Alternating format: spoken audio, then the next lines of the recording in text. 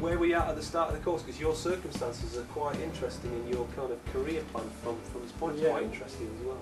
Well, look, for the last few years, I actually run a computer repair shop. But I'd say with the big businesses coming in, it seems to have gone downhill. I spend most of my time just actually fixing people's software and debugging it. Struggling with margins and all that kind of... I'm the old hand. I came into the computer business in the late 80s, and it's always been my passion to do website design for myself, not for the people. Yeah. But there were never the courses out, and there's very little about. I started doing the HTML in 1998. Right, old school. I didn't move on, so it then went into my computer business, and I've stuck there till now. Yeah. But what's happened now, I've got married, and she doesn't live in this country, so I'm going to move abroad, as I don't have a family here now. They don't speak English over there, and I don't speak their language, so I needed to do something where I can earn a living, and something I was passionate about. Yeah. And this is the internet, and I want to earn money off the internet. But it's never been my passion to actually earn by designing websites for somebody else. Right, so you're looking at your own So I'm looking at my own thing, but I've not ever wanted to do a product and be stuck to one website. Yeah. So I want to look at niche markets, taking maybe 10, 20 websites up. Right. Targeting specific products and services and all. Yeah, well, when I first come on this course, I've done the web standard courses as such, so I like the design, so I'm the techie on this course. Yeah. And as I've got 1, 2, 3 websites. When I first come on here, I was just looking at subscription websites, because that's all I could actually think of. Yeah.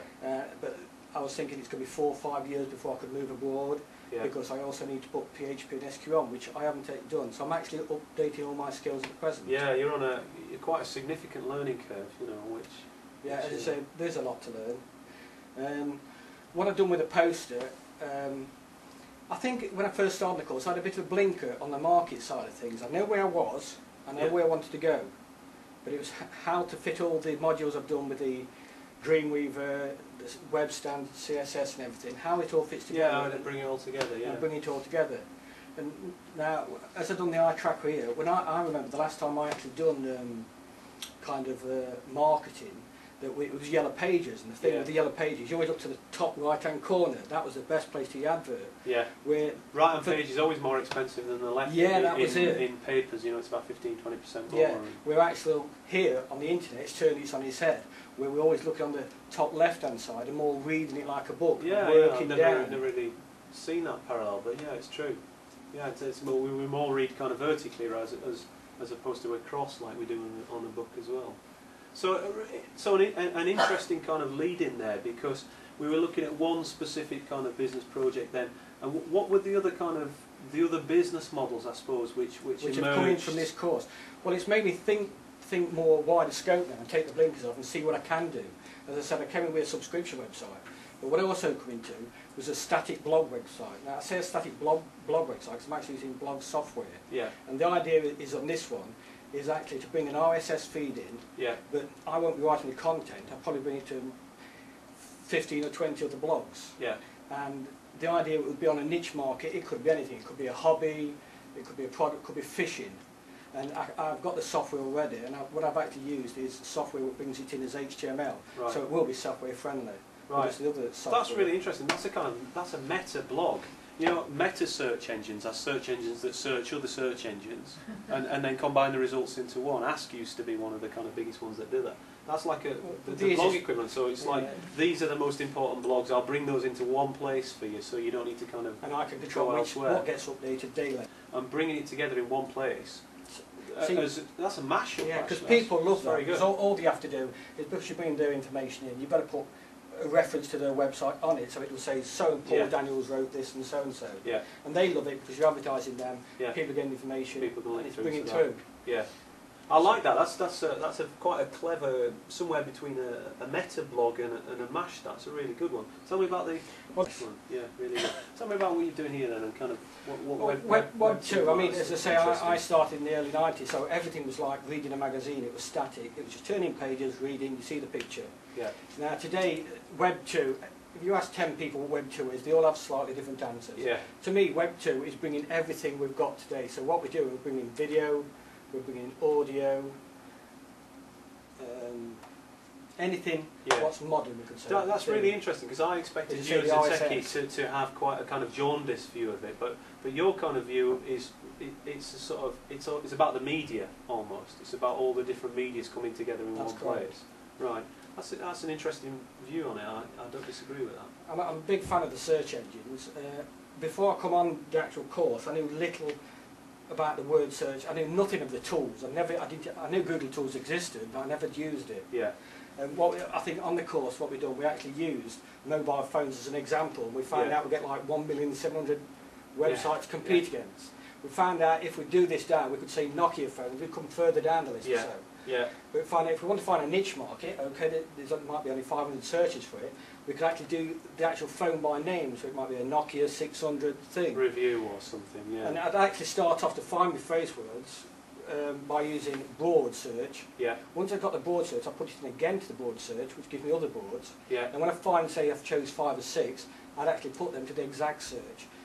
And that that is a very clever use of search engines, because with a more or less the similar thing, which was this idea of you use a keyword generator to then create new words that you never thought of, and then put those new words into a keyword generator, and it kind of makes leaps into stuff that you'd never even thought about. Yeah. And that's kind of the similar thing. Finish using the exact very clever use of it. Because it can be, I would say they're not 100%. Yeah. So you take a broad spectrum on that. Yeah. Now, what I knew nothing about, and I thought, as we got the when I come onto the course, and I was thinking of the subscription, I'm thinking, well, on organic searches, I've got no history or anything, so it's going to take me 3 or 4 years to get up, because there's a lot of big boys on this type of thing. Yeah. And I knew nothing about pay. If somebody said you're going to use pay-per-click, I said, I'm not paid. Yeah. So what I done, I took a big interest. Pay for anything. No, I took a big interest in that. Yeah. So not just in the actual what is pay-per-click, Yeah. but actually how to write the ad. Yeah, yeah, and this is So we've gone on an headline. We've gone use your keywords from your search on your headline. Yeah. And coming down for the second lines, you use a benefit. Yeah. And then the third, a feature. Yeah. And make sure all your words beginning with capital, so they're standing out. And if we can, and how to improve. what I've done adverts. actually in the URL, maybe it's nothing to do with the product, Yeah. but we do the actual advert as a subdirectory. Yes, yeah. It's So like this will take you to the silo, page. isn't it? Yeah, take you to the page. Yeah. So actually, I done an example under here, kind of thing what I've done, and it was quality health insurance. And if we look at the subdirectory, we've got insurance. Yeah. Now, for the breakdown on the mathematics, to me, what was more interesting than guessing how much we're going to make was to find where the break-even point is. Yeah. So if we took like was how many close clicks we've gone. Yeah, and so how much the price should go up before you'd. Yeah. Yeah, if I know the break-even point, then I'm going to know how much I've got to make to get the bounds. I think what I like about this is that you're exploring PPC on the right kind of level. People look at it and go, it doesn't work. Well, it's not that it doesn't work, you fail to work it if it doesn't work. And it's because you've got to explore writing better adverts. Yes. With better click-through rates, so that the click cost reduces, the click-through rate goes up, all this sort of stuff. Inclusive text, putting in the right words, emotional charge, all that kind of thing. One of the big reasons why Bunches was so profitable was the fact that they were paying the right kind of money for the clicks, because they were way more clicked on, so they were getting big discounts. So it's stuff like that. There's lots of ways that you can work pay-per-click cleverly, and I like the idea that you're kind of taking that industry kind of seriously, because I think it can, people discount it too quickly, you know what I mean? I thought that one, because of that subscription, and a lot of people do use pay-per-click, and as you say, you are clicking, so you need to get this right, keep the bounce down for anybody coming in and just going off, and get the conversion rate up, so the lower and get the bounce, and the higher and get the conversion, the better it's going to be. So were there any kind of standout moments where, I mean, I guess there must have been for you to kind of to realise that perhaps there's some other avenue opportunities. Yes. Yeah. Well, I've started writing the first ebook actually. Right, brilliant. Looking into the video side of it, because I am into producing some content. And stunning. Excellent. Where do we go from here then?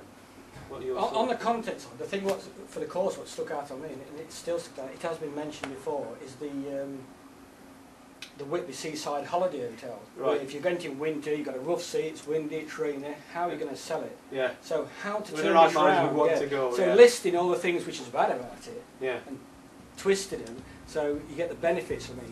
So then you've got your list, and write the contact from the contact.